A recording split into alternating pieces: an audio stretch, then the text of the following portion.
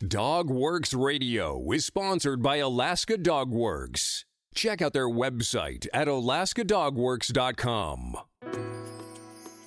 This episode of the podcast is brought to you by First Paw Coffee Company, specializing in private label premium blend coffee. If you're serious about coffee, you should check it out. First Paw Coffee's passion is high-quality, small-batch roasted coffee. They take the extra time to taste and get everything perfect before they release new blends. They aim to bring you a cup of happiness each time you pour yourself some coffee. Find out more at ak.dog/free and enter for a chance to win some First Paw Coffee prizes, a book from our collection, and tote bag. One winner will be selected at random each month. That's ak.dog/free. From First Paw Media, sponsored by First Paw Coffee Company, this is the Dog Driver Show. Visit our website at dogworksradio.com. Now here are your hosts, Robert Forto and Parto. Hello and welcome everybody. This is Robert for the Dog Driver Show, and I'm here with my co-host KP, and it is a beautiful day here in Alaska, and we're talking to a local sprint musher. Her name is Kim Wells. She's calling in from Anchorage. KP, what do you know about Kim? We've been interviewing a lot of international people from a lot of Europeans from Scandinavia, Canada. We left our top competitors in Alaska for a little bit, and today I wanted to focus on a lady who is extremely competitive in the 6-dog class, and she has a fairly small kennel for our sport in Anchorage, Alaska. She's used to urban mushing, which I call urban mushing because she lives in town with her dogs. Kim, I know her since we moved to Alaska, actually, in the early 2000s, and I've raced her many times when I did limited class, and she is a fierce competition to a lot of people.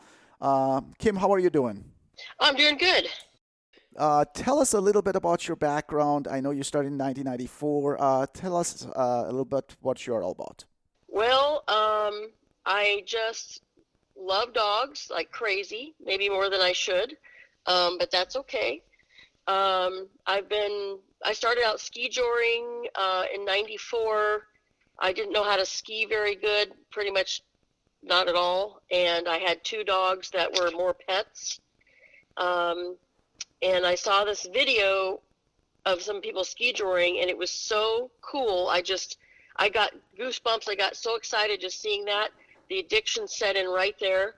So I started just ski joring and, skiing with people that knew how to do it, and they were teaching me stuff, and it grew from there. 1 dog ski jor grew to 2, sometimes 3, and about 4 years later, thanks to another local musher here in town, she actually got me started in the ski joring. She then turned me on to the mushing aspect of these crazy dog sports.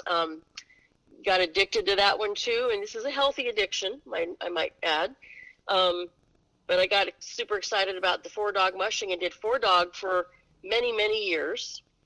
And of course, you realize when you're trying to do one sport, you have dogs for that, but then the next sport, you need more dogs. What's the universal problem with mushing? We always need more dogs. So I had the same problem, had to get more dogs, and then I was doing ski joring and mushing, and I've just been doing it ever since. I love it. I love talking about it. I love teaching it. I love educating the public about it and how much we care about our dogs and how much the dogs love our sport. I mean, they wouldn't do it if they didn't enjoy it. So I guess that's what I'm about, is promoting the sport, promoting dog care, getting outside the fresh air, enjoying the dogs, enjoying being active.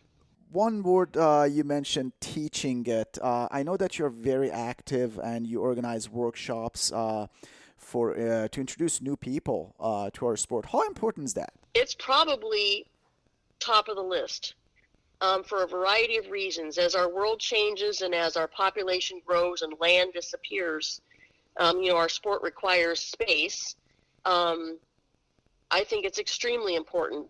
Number one, to keep the sport alive, and I won't put these in order necessarily, but number one, just as in of several reasons, is to keep the sport alive.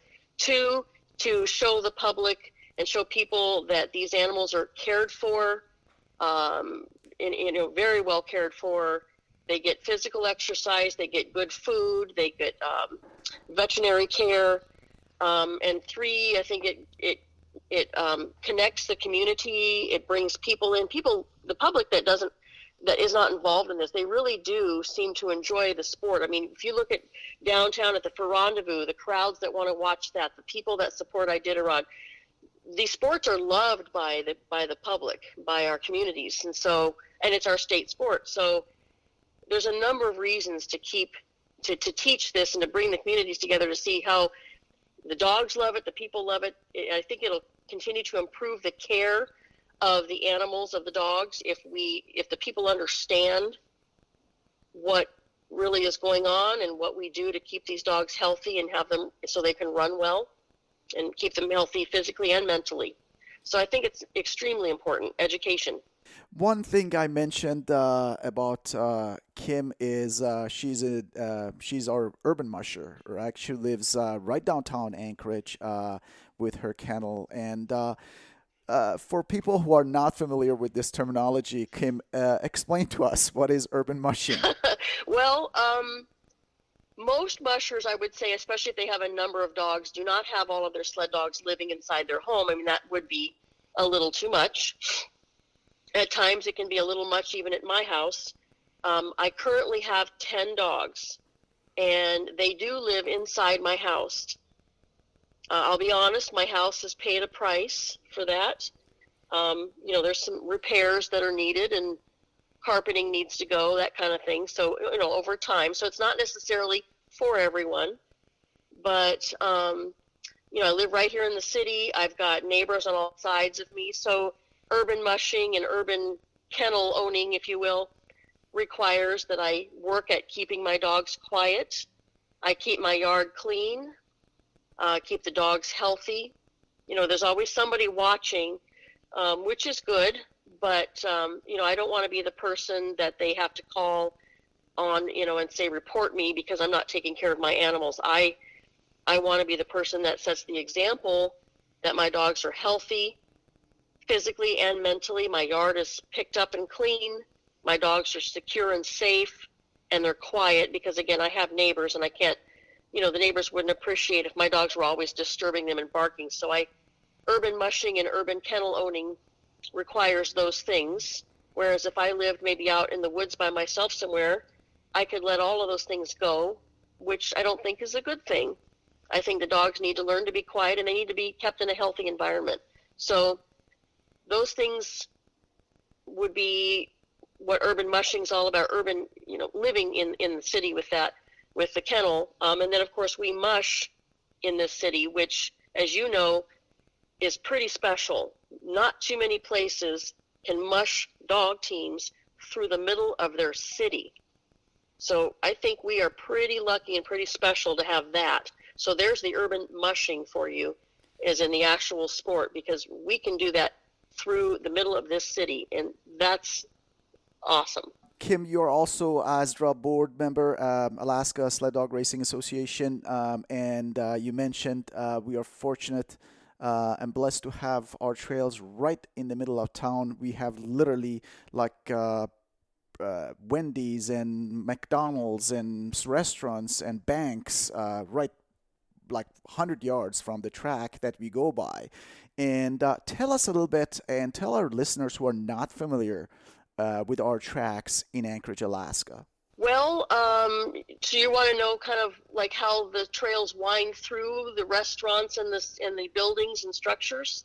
Yeah, I would love to hear about that. Okay, so our track is located on Tudor Road, which is about a midtown location. And granted, you can't mush down our trail, stop the dog team, hook them up to a hitching post, and grab a burger for McDonald's, because these places are not right on our trail.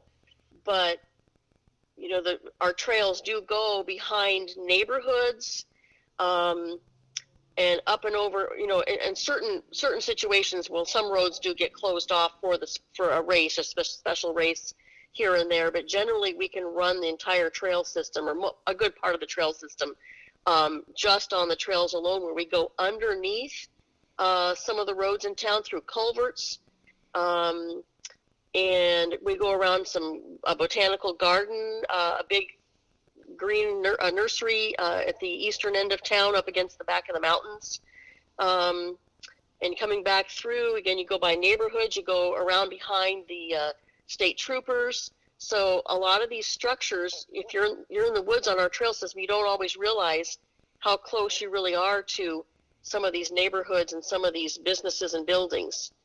But we can't actually mush up to the McDonald's or the Taco Bell and get lunch. That would be cool, but that would kind of defeat our purpose. We would be stopping the dog teams all the time and eating. That wouldn't be a good plan. Kim, the trails in Anchorage, as we know, there are multi-use trails, which means that they're not mushing only trails. And since we are in an urban environment, right in the middle of town, we get a lot of distractions. Tell us a little bit about what we encounter, let's say, on our trails in Anchorage. Oh, just about everything. Tiny little dogs, rabbits, snowshoers, bicyclists, walkers, joggers, wild animals of every sort. We've had moose, rabbits, owls, eagles, lynx, probably wolves and coyotes. I've seen coyotes, but not wolves myself, but I've heard of others who've encountered those. So just about every wild animal has been encountered. Oh, bears, let's not forget them.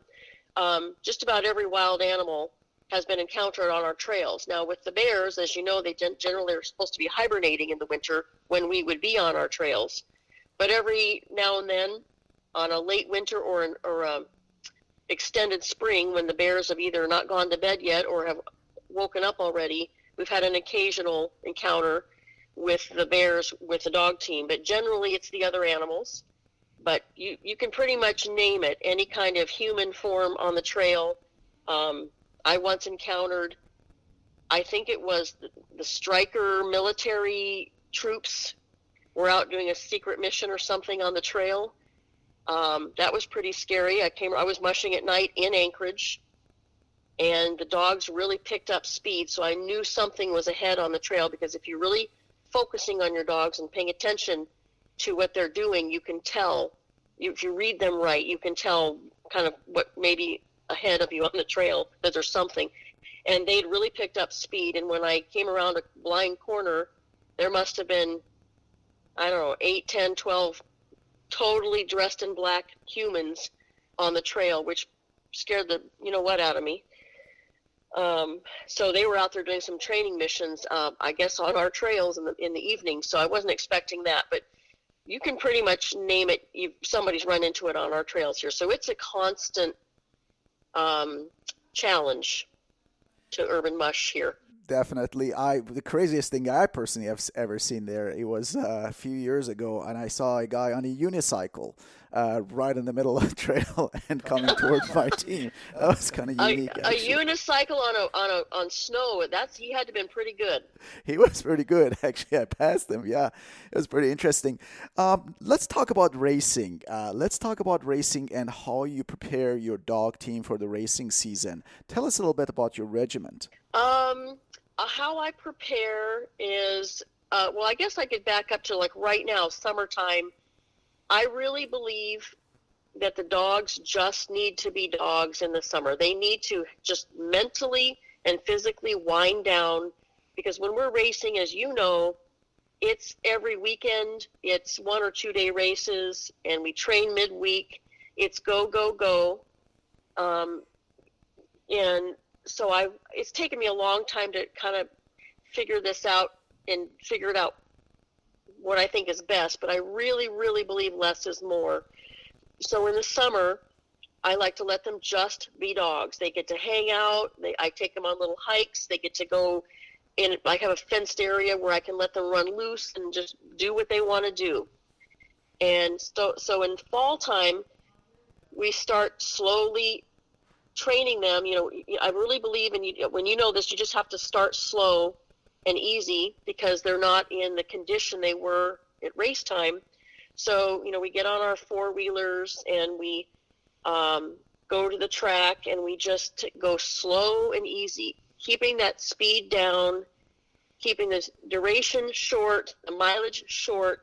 Just do like a 2-mile loop, real nice and easy. Do that a few times for a couple of weeks and ever so slightly increase that each week, watching your dogs, knowing how they're doing.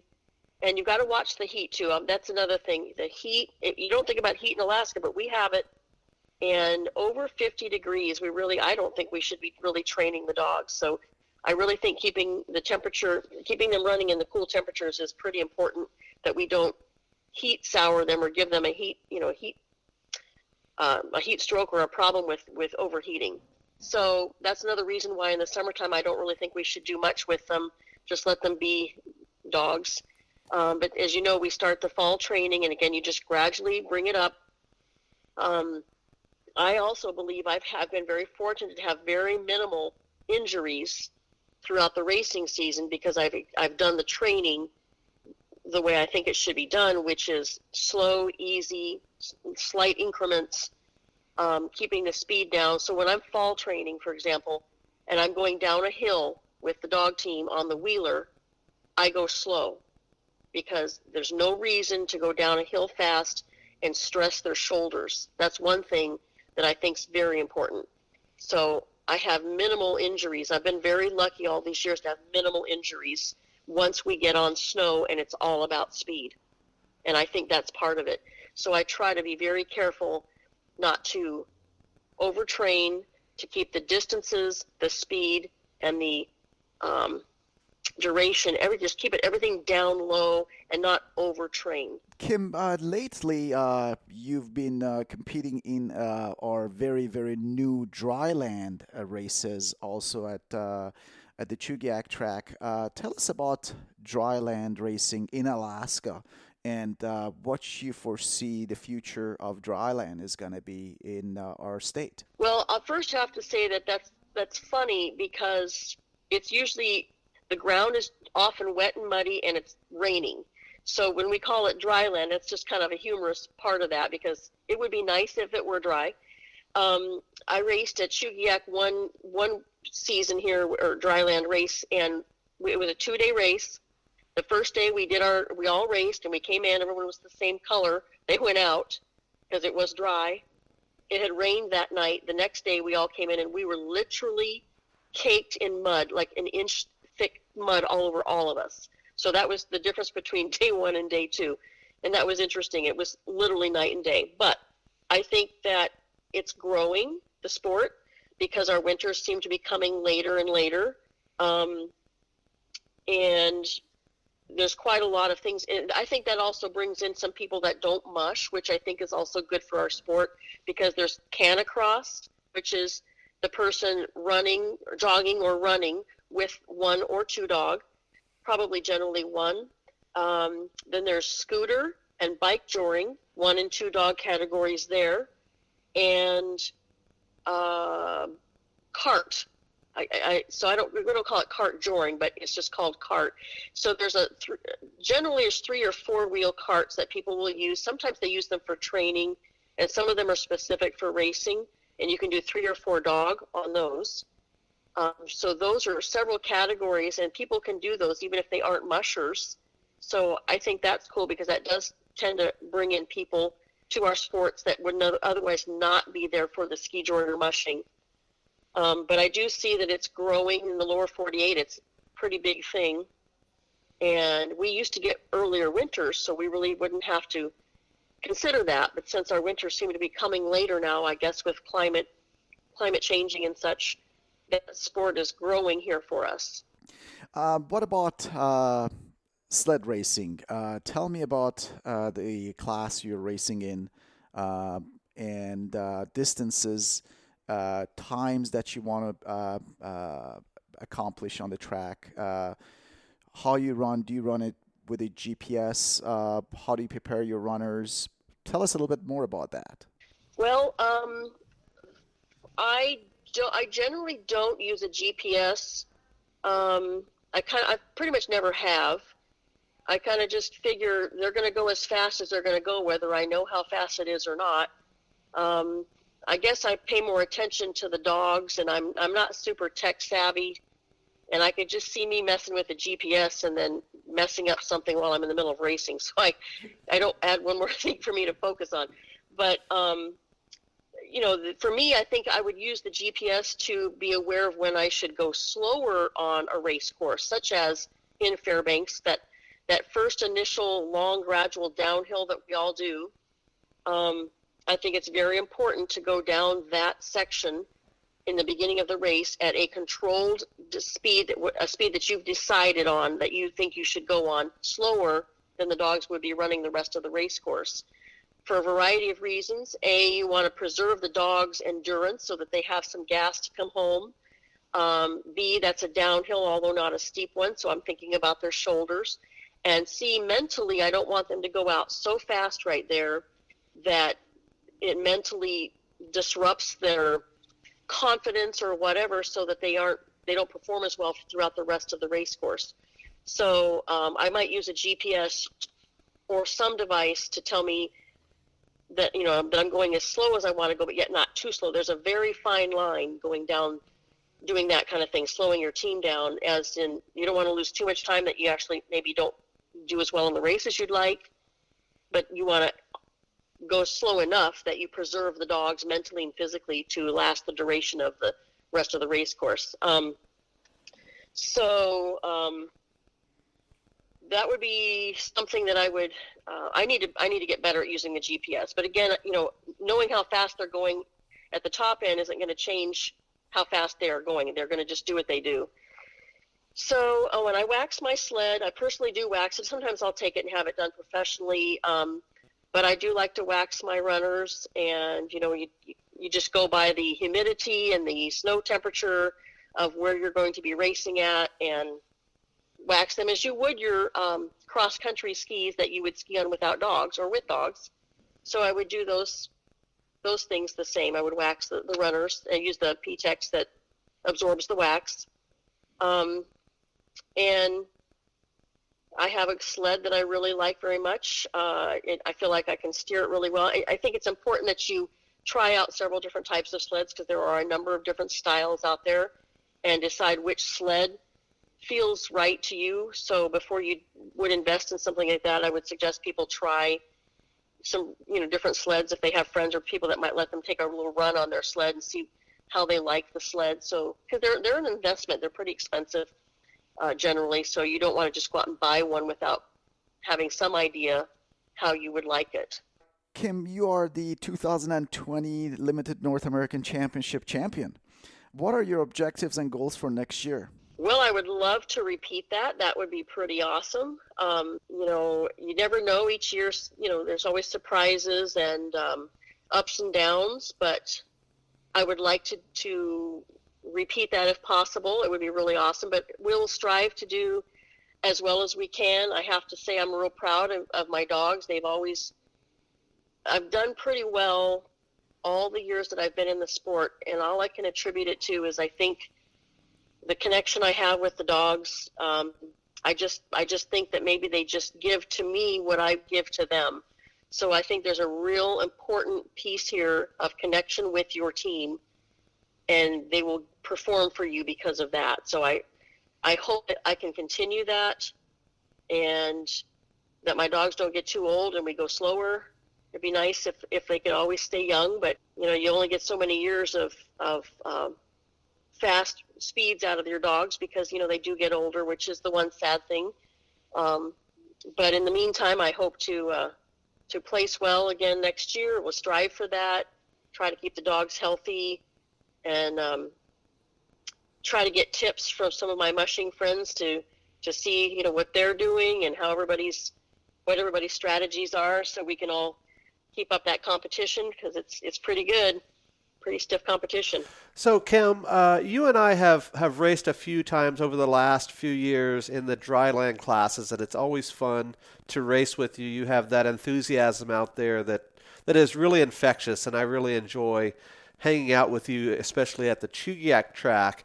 And you had mentioned that that there's always surprises, and we typically ask our guests the same questions to provide some advice, but you are one of the first guests that we've had on since the COVID pandemic, and I'm asking each one of you guys the same question in regard to that. How do you think that this is going to change our sport, maybe this coming year and in years in the future? Well, since we can do our sport relatively solo, if you will, I mean, like I can go out and four-wheel train my dogs, I can canicross, bike jor, I can do those things, and we can mush by ourselves, or keep a distance from people. I think we could make it work. I'm sure it will affect us as it is affecting pretty much everyone. But I hope and believe that we can make it work because, for example, in the Dryland races, when we're all there, we're there as a group, but we can stand apart from each other. We can on the trail, we're by ourselves out there.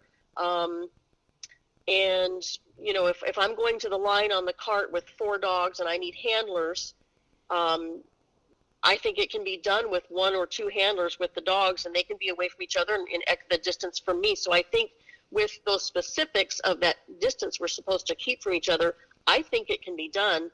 I don't think we have to give up our sport. I don't think we have to stop. I just think we have to adapt, modify, and continue on, because life has to continue on, and we love our sport. The dogs have their purpose, to be our companions and to be our athletes.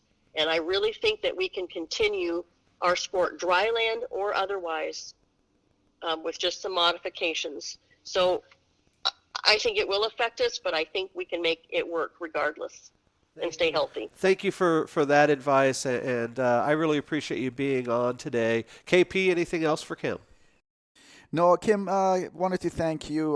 We know each other for a long, long time, but it's always fun to chat privately like this about people's thoughts and background and knowledge. Wish you the best of luck this spring and this summer, and I'm sure we'll see each other on the trail training and racing very soon.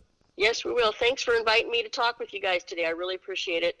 Thank you. On behalf of our guest today, Kim Wells, calling in from Anchorage, Alaska, this is Robert for the Dog Driver Show, and KP and I will see you guys next time. Be sure to check us out on dogworksradio.com. Goodbye. This episode of the podcast is sponsored by First Paw Coffee Company. Learn more at firstpaw.coffee. From First Paw Media, this is the Dog Driver Show. We hope you enjoyed this podcast, and we invite you to subscribe in Apple Podcasts, Spotify, Stitcher, or wherever you get your podcasts. You'll find a link on the episode notes. You can tap or swipe on the episode cover art, and you can see some offers from our sponsors. You can support our show by supporting them. If you like what you have heard, we would love it if you could give us a 5-star rating and tell your friends how to subscribe too. Your hosts are Robert Forto and Kurosh Parto. Our producer is Robert Forto and created for First Paw Media. Did you know that Alaska Dog Works trains service dogs for those in need throughout North America? Each and every service dog that is trained through the Lead Dog Service Dog Program and Michelle Forto and her team has an individual training plan. We train for autistic, mobility, psychiatric, and PTSD for our soldiers for service work. If you know of someone that may need a service dog, please take a moment and check out Alaska Dog Works on social media and at alaskadogworks.com.